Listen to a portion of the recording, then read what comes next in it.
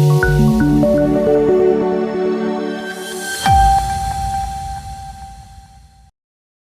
દર્શક મિત્રો, સમાચારની વાત કરવામાં આવે તો દાહોદની ઝાયડસ સિવિલ હોસ્પિટલમાં મોક ડ્રીલ યોજાયું. દાહોદની ઝાયડસ સિવિલ હોસ્પિટલમાં મોક ડ્રીલ યોજાયું. હોસ્પિટલમાં ઇમરજન્સી વોર્ડમાં આગ લાગી.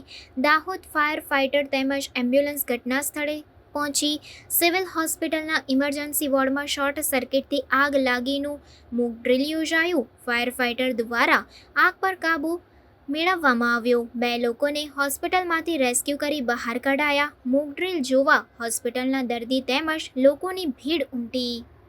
દાહોદ ફાયર એન્ડ ઇમરજન્સી સર્વિસના કંટ્રોલ રૂમમાં ઝાયડસ મેડિકલ કોલેજ એન્ડ હોસ્પિટલમાંથી ફાયર ઓફિસર વિજય સેનવા દ્વારા કોલ મળેલ કે ઝાયડસ હોસ્પિટલના કેજ્યુઅલિટી રૂમમાં શોર્ટ સર્કિટ થયેલ છે અને જેના કારણે આગ લાગે છે.